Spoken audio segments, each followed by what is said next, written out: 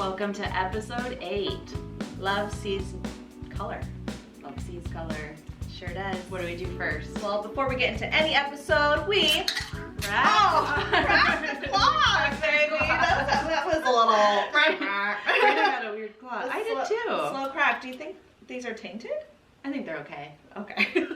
We got them from the local bodega, so we'll see. All right, so love sees color. Yes. Tell the people what we mean by that title and what we're talking about today. Well, it stems back to, I believe it's the 90s, early 90s of Love Sees No Color, that whole genre, and how damaging that was for people of color. Mm-hmm. And so we thought it was important to talk about this topic today because it's definitely impacted my life more so than I thought it ever did. And so just think it's important to shed light on what it feels like to be biracial. Yeah. And have a white mother and a brown father and grow up in a pretty much a white dominant family for the most part.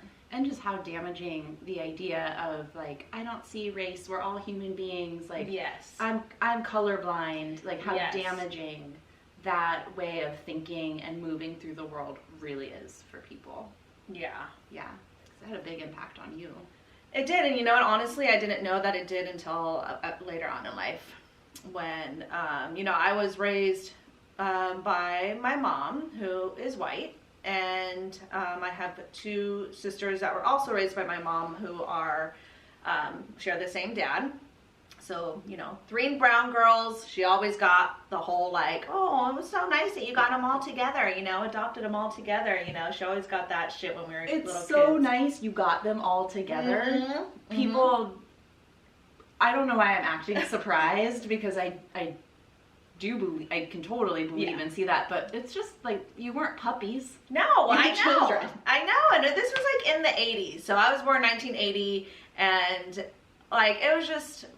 Honestly, from my mom and my dad, they were the first on both sides of the family to date or be with people of color or white people. Like my dad was with a white woman, and none of his family were with white women or white people. And then my mom, same.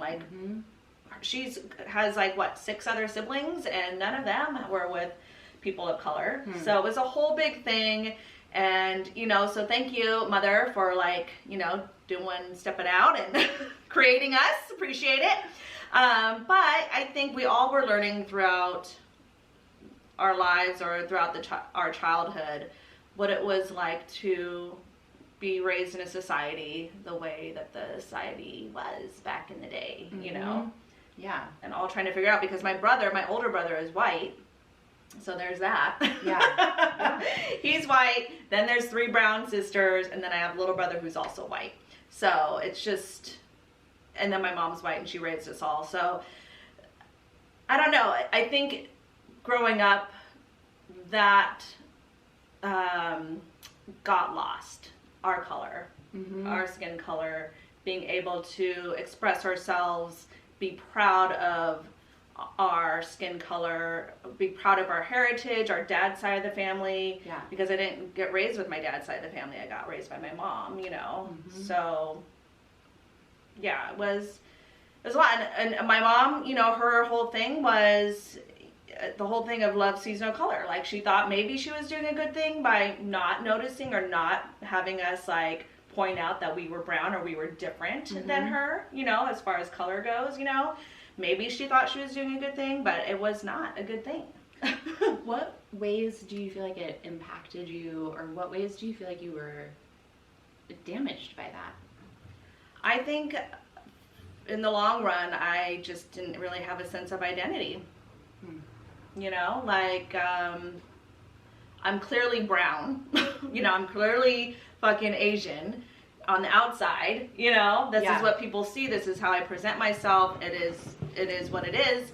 But for me on the inside, I had the same kind of idea as my mom had throughout my life. Like, we're all the same. Like, I was a victim of, or I was also a love sees no color type of person for the longest time. Like, I didn't want to see other people's color. I thought that might be damaging to them, or, you know, you're more than just your color, and, you know, all, like, pretty much what I was raised. I fucking drank the Kool-Aid on that, you know? Yeah. I mean, that was really a thing in the 80s and 90s. I mean, I'm white, grew up in a white family, grew up in a pretty white neighborhood, and went to, like, my early elementary school was, like, very, like, focused on, like, multicultural education, which sort of just falls into the same thing, like, one race, human race. Right. And we were kind of taught that it's not polite to see color, that somehow it's rude to notice that someone has a different skin color than you or is a different ethnicity. Yeah. When really I feel like it's extremely rude in the other direction. Yes. You know, because it's like you're erasing the, like, who somebody is. Right. And using whiteness as, like, the normative. Right. Right? Like, I don't see color, we're all the same is just a way of saying, like, I'm comfortable with whiteness and whiteness only. Yeah. And we're all white, I guess? It doesn't make any sense. It's, like, kind of cruel in this passive-aggressive, like, disguised as well-intentioned kind of thing. But the truth is, like, you look different than your mom and walk through the world differently because you're brown. Yeah. And there were experiences as a kid, you know, growing up in school and, you know, being called names and that, you know, horrible, like, fucking, you know, fucking names, you know, but... I've never heard you talk about that, actually. Oh, well, I'm not gonna, like, repeat the name. No, I'm not to, but it's more just, I've never heard you talk about, like, being teased for being different. Yeah, definitely. They always, you know, kids are mean, and they say things, and then the fucking, you know, racist fucking names, what I was called, but I was always one of those kids, and I still am one of those people that I just, like, I don't let shit like that, like, get to me. So it didn't really, like, ruin, or I didn't feel bullied. I didn't feel, like, attacked or anything like that. I just thought it was fucking stupid, or stupid fucking kids, you know, like, I wasn't affected or impacted as much as my sisters might have been. Because, again, I was on that whole other side of it where I'm like, we're all one, you know? So I'm just like, but now, you know, and I'm still definitely working on finding more about myself, finding more about my history, my family history, my dad's side of the family, claiming myself, claiming all sides of myself. I mean, it's definitely still a process, you know, because it took me a long time, like literally in the last few years, that I've been able to talk more openly or be more woke, I guess. And I think a lot of us are more woke than we were back in the day. You know, I was definitely a racist piece of shit back in the day. But I mean, look at the people that I hung out with, you know, or... Yeah, like, were you just adapting to what was around you? I almost wonder if it was, like, adapting to what was around you as kind of a survaival strategy. Like, I don't want to be called to these names. Yeah, I thought it was better than that. Yeah. Right? Better than these racist slurs. Like, I'm better than that. You know what I mean? And then I did that to other people, you know? And it's a horrible thing. And I know a lot of people of color go through this, and there's, like, colorism and things like that, right? Or, like, hating your own race or things like that. And I was just a teenager, so I was probably just... you know, with all the fucking jocks and shit. That was my crew. That was who I hung out with back in the day. And so, you know how jocks are. They're fucking assholes. I do. I worked real hard to avoid them my whole life. Yeah. But, so you mentioned, like, part of the impact on you was feeling like you weren't allowed to claim your whole self. And I'm curious, like, what are the parts of you that... you felt like you weren't able to claim, or that you've been working to, like, connect to and like discover more of now? More so my Filipino heritage. You know, my again, my mom's white and my dad is Filipino. However, my dad is really, I mean, he's first generation, but he's not, you know, he's very Americanized. And so it's hard because growing up, I didn't get a lot of, I don't know, I wasn't taught a lot of that side of the family. I had my grandma, who was amazing, and I miss her, and I wish, like, I, like, really appreciated her more when she was alive, because my grandma from the Philippines, like, came here, and she fucking, that is where I felt the most, like, getting the culture, you know, like, the real deal. Like, she cooked all the time, always had something on the stove. All of her furniture was, like, covered in plastic. And she had those swan pictures, and everything was red and gold, and, you know, it's just, like the real fucking deal, you know. Yeah. And I really, like, I was like, thank God for my grandma. And I just, like, anytime I hear, like, a Filipino accent, I'm like, oh my God, grandma, you know, like, she was the best. And we spent so much time with her as kids, because every summer we would get dropped off at my dad, or every summer I'd have to go to my dad's, which meant staying with my grandma for 6 weeks, you know. And so that was a lot. I was able to experience a lot of Filipino food, and it was really good until I found out what it was, and I was like, oh my God, I'm eating cow tongue. But that was really good. So, and then, you know, as I grew up, you know, she died when I was, maybe 20, I think, or so. But I wish I would have known to ask her more questions about her life and where she came from and how it was in the Philippines. And I think all of my cousins have been to the Philippines except for us, except for my family, my dad and my sisters. Your sisters? Yeah, we haven't been there yet. My dad hasn't even been there. Well, if this goddamn pandemic ever ends, I know. that'll be an amazing trip. I really want to go. And it's weird because I'm still like, like there's a push and pull with, like, am I Filipino enough? Or, you know, like, I'm definitely not, like, my color and my skin is not white, but I'm definitely American, you know. And I always thought it was such when people would, it's horrible. I'm gonna go here, but when people would, like, say I'm Asian, you know, and I'm like, no, I'm American, you know, which I am. But there's always been a thing of not claiming that side of me. Why do you like think? It was like a shameful side of me. Okay, so it was like, no, I'm not. I'm American. Like, yes. Quick, like, someone notices that you're Asian, says you're Filipino, and, like, a quick piece of shame kicks in that makes you want to push that away. Yeah. What do you think, like, at the time you teenager, kid, surviving, it all makes sense, but, like, what do you think that was about now?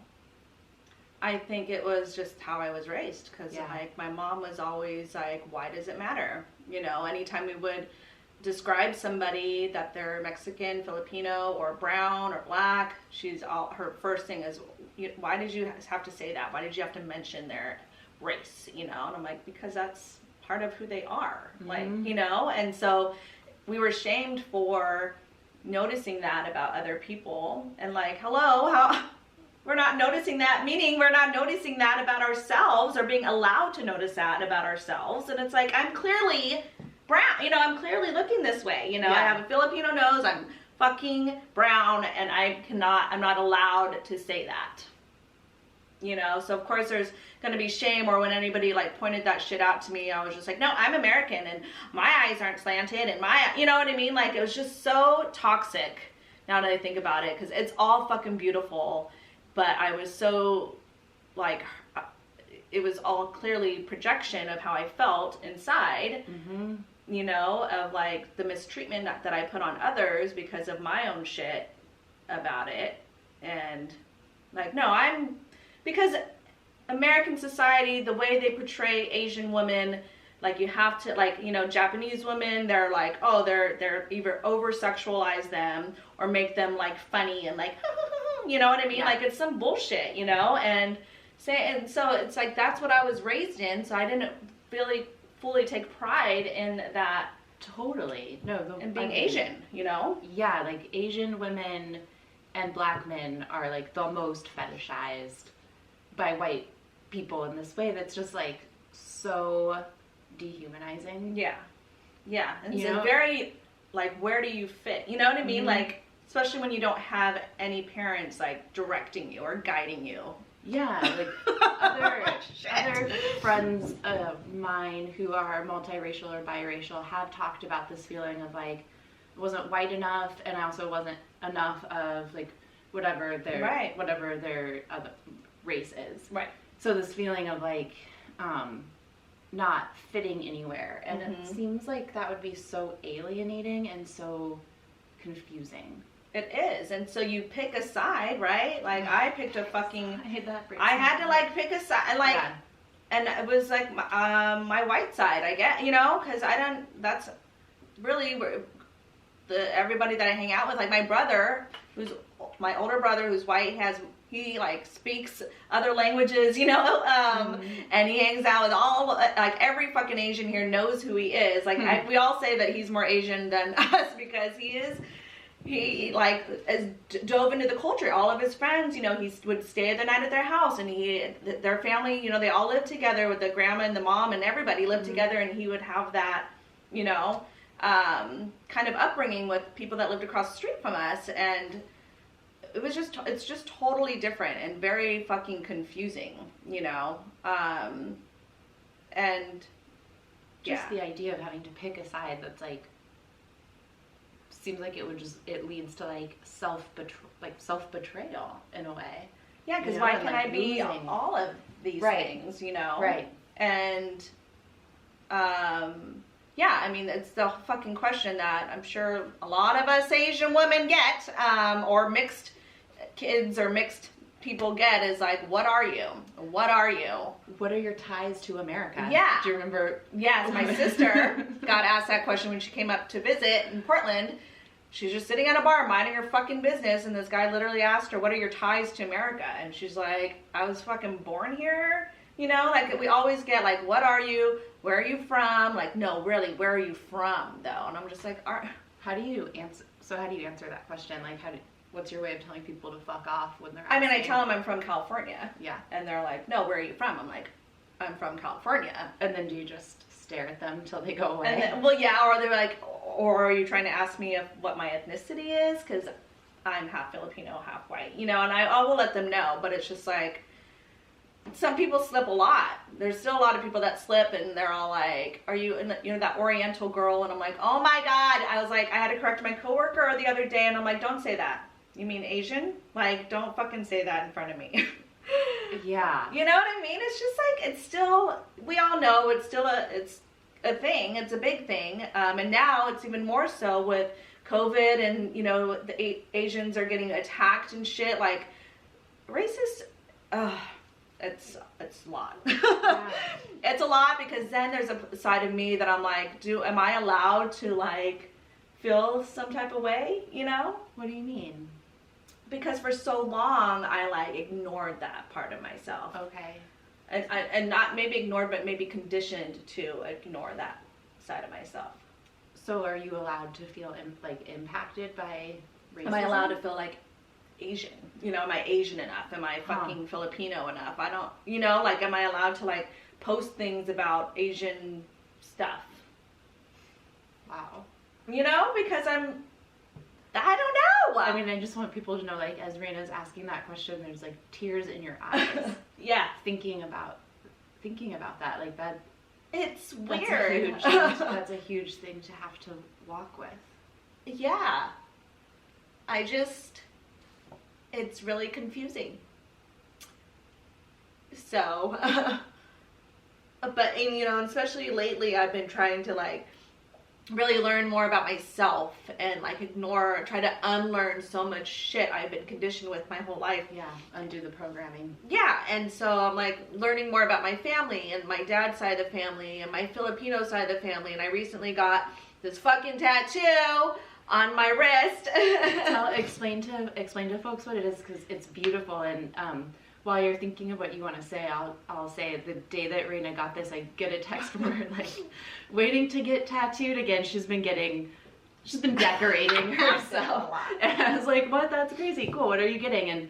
And you were like, I just woke up feeling like my ancestors were talking to me, and I'm getting this very significant to your culture tattoo. So, and I remember thinking like, damn, that is so cool and special for you, and especially because I know you, and I know how much you've been working to like connect to and claim that part of your identity without shame or guilt or questions about whether you deserve it or are allowed to, which you are, and you know, all of that. But I just was like, oh, that I can't wait to see this. It's going to be so cool, and it's a really powerful tattoo and a really powerful story if you feel like telling it. No, I do, because, you know, I actually woke up knowing I wanted to get a tattoo. I just didn't quite know what I wanted to get that day, but I just had a sense that, you know, I've really been listening to myself lately and really tapping into my spiritual side and just trying to sit and listen. So I was just looking, you know, on Pinterest, like thinking of ideas, and then I came across what I've been wanting to get some tribal, you know, for a long time, Filipino tribal for a long time, and then everything just kind of came together, and it was such I was like, okay, like the guy that I got the tattoo from, it's a same day call-in only, so I was like, well, okay, I'll call in. If I don't get it, then it's whatever, you know, it's not meant to be or whatever. But I called in, I got in, I'm like, oh my god, yay, you know, and then I started doing more research on exactly what I wanted and why I wanted to get it. So I got 3 pieces. One is a centipede, one is a snake skin, and one is the ladder. And they're all tribal tattoos from my part of the Philippines, that where my family is from. Because you don't have any colonizer in you. No, which is crazy. Yeah. I mean, I haven't done a DNA test myself, but my sister has, so I'm assuming like it'd be relatively the same. We have the same father. What is the part that you guys are from? We are from the biggest island in the Philippines. I don't know, so I'm sorry if I'm not pronouncing any of this correct, but it's Luzon, Luzon. It's the biggest, it's like the North Island, and it's like Ilocos Norte or something. I'm Ilocano. So we speak Ilocano, and the major dialect in the Philippines is Tagalog, but we're Ilocano. And my family is from the mountain region, and I think it's Abras, I think is the name of the land. But anyway, what it comes down to is my sister's DNA is indigenous. Like there's no tainted anything. It's like 50% Filipino, which is insane. Yeah. And then like she did this whole family tree project. She's been like interviewing all of our Filipino side of the family, finding out more and more about our heritage. And we're actually indigenous to this part of the land. So basically these tribal tattoos that I got, I'm pretty sure like my ancestors had these, you know, which is amazing. And like, I just think back in time. But if people are into tattoos, and you know about stick and poke, and there's like this famous 101-year-old Filipino lady, and that is where she's at. That's in Luzon, in the fucking mountains, in the Cordillera region where I'm from, doing stick and poke of these fucking tribal tattoos. And she has them all over her body. Yeah, I saw the picture. We'll post pictures of Reyna's tattoo, pictures of the woman you're talking about. She looks like fucking badass. Like the way she's staring at the camera. Yeah. When the picture you posted, I was like, ooh. Yes, she's fucking beautiful. And it's just is so, everything just like I learned this all that day when I just started like listening and getting all this information and researching, and I'm just like, oh my god, it just made me feel so powerful. And like I've been feeling like my ancestors have been around me for a little bit now, ever since I started diving more into my spiritual side. And when I think about my ancestors, I always, for some reason, I go back to my dad's side of the family. I see them. Yeah. You know, I don't see my mom's ancestor. I don't, you know, I just see like my grandma, and I see. Well, that makes a lot of sense. Does it? I think it makes sense. Well, from a spiritual perspective, it makes a lot of sense, and then from a like psychological perspective, it's the parts of yourself that you were alienated from, separated from, and there's a longing for that. And like that longing is bringing you home to them and to yourself. And so I think it makes a lot of sense. You're finding your way to the part of you that was alienated, and reclaiming her and bringing her home. Yes, thank you. Yes, I feel that, because I just feel this strength in my blood. I literally feel their blood racing in my veins. I just, because I just feel like we are so powerful and so strong. And the way my grandma came here and what she had to endure to fucking be here, come to America, was just a lot, you know? And and what she had to see, and, you know, she was part of the fucking, what was it? Which war was it? World War II? I'm pretty sure. Yeah, World War II. That was when the Japanese were over there, right? Yeah. Yeah. So she had to, like, see some fucked up shit and see a lot of her friends, you know, and their heads chopped off. Like, it was just a horrible thing. Damn. That she had to go through, and she was, like, working for the Japanese. They hired her to, be responsible for letting people in and out of this camp, you know, or their town or something like that. And then, but she also let her friends in and out too. Like, she helped people escape from that. And so, loyal ass bitch, just like you. Yes. You know? Yes. And so she's an amazing woman, and I wish she was still here today. But I think I'm definitely in the process of just learning more and more. And, you know, just even this tattoo, I look at it and I'm just like, I don't know, because it has a definitely spiritual meaning behind it, because those tribal tattoos were given for, you know, either for badges of bravery or for spirituality, spiritual guidance, protection. That's what all these tattoos are represent, like reaching the heavens, reaching achievements. The guys had them, the ladies had them too, for like adornment and beauty. And that's crazy, you know. And they talk about the painted people or whatever, you know, because they had so many tattoos, which is, I don't know, which is pretty cool, because, like, I mean, I have a lot of tattoos, so I get it. I just love, like, listening to you talk right now, and just, like, watching how you're, like, beaming with pride and excitement, like, talking about this, just, and then going back to your question, like, am I allowed to feel some type of way? Am I allowed to take pride? Like, yes, you don't need my permission. You're the person that will answer that question for you, but, like, there's just something about watching you talk about this part of yourself that is really cool and fun as your friend and someone who loves you. Like, just like the look in your eyes, the, like, smile on your face. I'm sorry that you spent so many years of your life feeling like that had to be invisible. Yeah. Me too. You know? Me too. And I think it was a little bit of everything. I think it was definitely a little bit of protection as well from, like, fuck, you know, we were not the norm back then. You know what I mean? Like, we were not, there was not a lot of mixed children back in the 80s, you know what I mean? Sure. Definitely not Asian mixed children. So it's a lot, and I am reclaiming that side of me, and it feels good. It feels good. So thank you for noticing. I love that I get to watch it unfold. Yeah. And I'm proud of you for being brave enough to talk about all of this on the podcast. It's like real time, you know? Like, this is happening, like, right now in my life. 100%. And you're not the only biracial, multiracial person that has been raised by a white mom, well-intentioned or not, had these sort of colorblind biases put on you, had damage done because of that, and felt invisible because of that. And so I think, you know, it's just really generous of you to share your story with our listeners, because I suspect that there are people listening that are going to connect pretty heavily to what you're saying.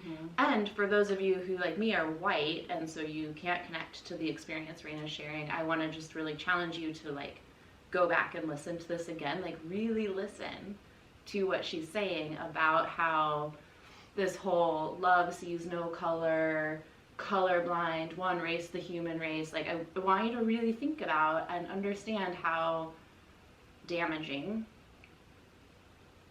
that is. I don't want to sound lectury, like I'm a woke white and I don't have work to do, or like I know everything, because that's not true. I have biases I've been unlearning that I will continue to unlearn, like a lot of work to do forever. Like, that's how it is. So this isn't like I challenge you to because I'm better than you. It's more just like, this is a really important story to understand. And if you've ever said something along the lines of, I don't see race, we want you to understand how hurtful that is, how much it erases somebody, and like maybe open up a different channel in your brain for a different way to think about like why it's beautiful to see color. Right. Color is beautiful. Yeah. You know, and why there's nothing wrong with it by choosing not to see it, because it is a fucking choice. Don't act like you don't see it. It's a choice. So choosing not to see it, literally, like, that makes somebody feel like there's something wrong with them. You know, like, it makes me feel like there's something wrong with me. If, like with my mom or whatever, you know, like choosing not to see or being able to identify with all of who I am. Like, oh my God, I hate my fucking nose. I hate my freckles. I hate, you know, like, I hate that I'm Asian. My hair color is too dark. You know what I mean? Like, it's all the things. And it's all about, like, choices that we make every fucking day. Yeah. Like, it's a choice to see these things or a choice not to see these things. And every day just be conscious of those choices and how that impact may land with somebody. You know, I'm sure my mom thought she was doing something good. Or maybe she just didn't want to deal with her own uncomfortableness of it. I don't fucking know. But all I know is it did not do me good. You know, fuck. And that's what kind of matters. Like, the intent of our actions doesn't matter if the impact is that someone's hurt.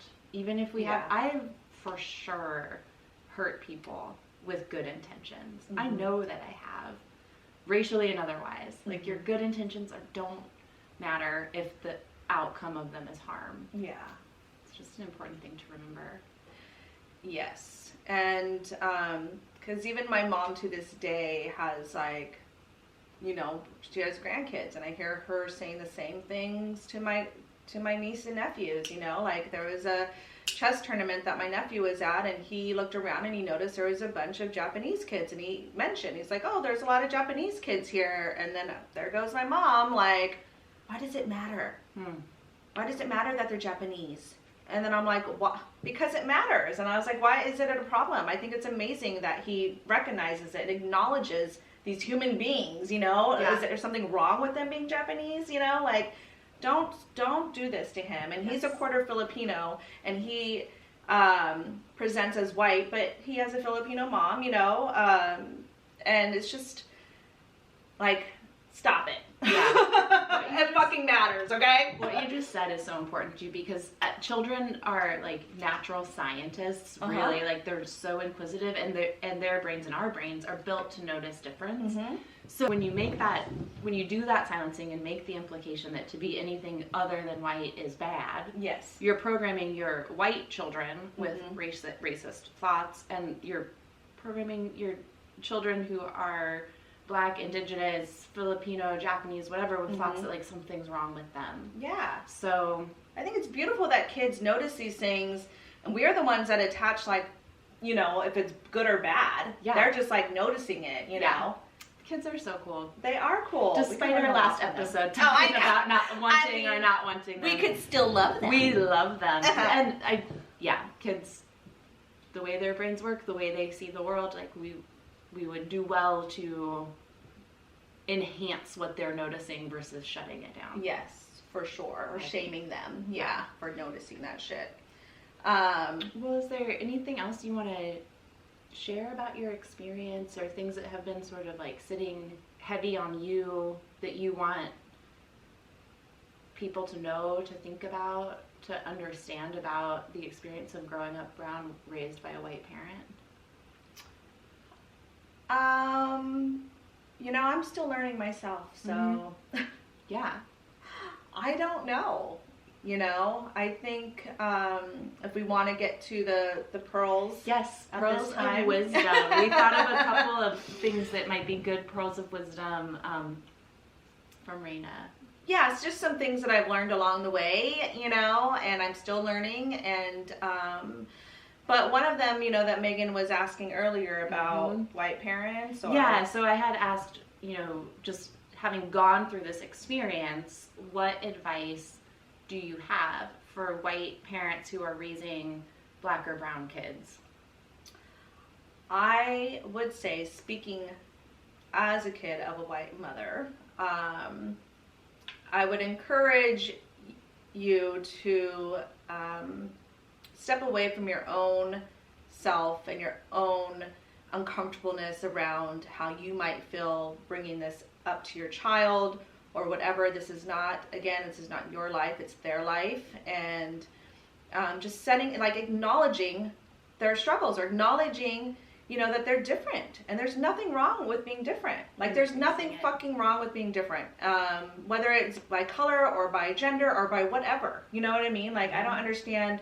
And that's the biggest thing with parents, is they just, and I'm not a parent, but I can only speak for my own experience, is I just can see the uncomfortableness, or, like, feeling embarrassed, or just, like, uneasy, don't want to bring it up to their kid, don't want to talk about it, but it's like, oh, it's being talked about. Yeah. And whether you want to be on that side of your kid and, like, help them foster this and, like, go through the world and know that there's absolutely nothing wrong with the color of their skin, and that it's okay to, like, claim it and be all of that. I mean, that would be my advice. That would be the advice that I still give my mom to this day. Is, like, it does fucking matter. It may not matter to you, but it matters to me. It should fucking matter to you, if you love them, like, we gotta walk through this fucking world like this, we have a whole different experience. So when you say it doesn't matter, that you're saying none of my experiences matter, and that's some bullshit. Gotta talk about it. Yeah. So definitely talk about it, acknowledge it, identify it, and, like, ask what you can do, how can I help you? You're still figuring it out too. It's okay. Like, parents don't have to be fucking perfect with all the answers. They can just, like, ask their children, what do you need? What can I do? You know what I mean? I see you. Mm-hmm. How can I help you? I see you is probably, like, the biggest thing. Yeah. Yeah. Yeah. The other question I had is if you have any advice for other people who have grown up biracial, multiracial, or are growing up biracial or multiracial right now, who are struggling with some of the same feelings of alienation. And I know you're like on the journey, but reached a destination. So it's not like you're, like, handing down wisdom from on high. No, I think your story is so important, and any pearls of wisdom you have, could really help someone. I mean, like you said, I'm still in it, and so I get it. I fucking get how fucking confusing it is. If you're confused by it, I definitely can relate big time. So the biggest thing for me is just totally being kind to myself, and, trying to, like, sift through what's important to me and for me, like, without all the shit that I was conditioned by another person my whole life. Like, what about me? Where do I fit in for myself? You know what I mean? And, like, being able to claim all sides, all parts of us, like, again, color, gender, fucking spirituality, all of it. It's all everything, not just one. You don't have to pick one side. You don't have to be one thing. Everything can be very fluid. You can evolve. You can be different the next day. Like, just be patient with yourself and claim whatever the fuck you want to claim. Like, there's no, like, I'm trying to really, like, take pride in my brownness, and it's still like, oh, am I allowed to? But, and I get it. Like, you are allowed to, we are allowed to, we can do whatever the fuck we want. We gotta get out of our own way and get out of our own head, and don't let other people's opinions or your parents' opinions or whatever stop you from being all that who you are. I love that. Thanks for just being so open and vulnerable about it. Yes. With me and with the people listening. And y'all show Reyna some love this week. You're brave, thank you. Friend. You're brave. Thank you. I appreciate you. You're brave as well. I mean, I know it could be hard, difficult sometimes, like, I don't know, maybe because I see you as, like, my mom, I don't know. Yeah. But, yeah, I appreciate it, giving me the space to talk. Yeah. Well, that's what we do here. That's what we do. We talk about shit here. So we talk about shit. So we would, of course, love to know what you think of this episode, and we would love to hear your stories. So Yes. you can find us on Instagram at @don'ttalk_podcast. Sh has 3 H's. And you can also email us at info@shdon'ttalk.com. Yes. We would love to hear your story on this. We really, really would. Yeah, because I'm sure it hits home for a lot of people. So, this is what, episode 8. 8? Yeah. So we got 2 more episodes. 2 more of this episodes in season. season 1. Yay! So we hope we hear from y'all, and in the meantime, please rate, review, and subscribe. Tell all your friends. Yep. And we'll talk to you soon. Talk to you soon. Bye. Bye. Good job. It's like sweating. Oh, thank you. Woo! Got a little teary-eyed for a second. It's a big thing. I know, I didn't realize, like, it's just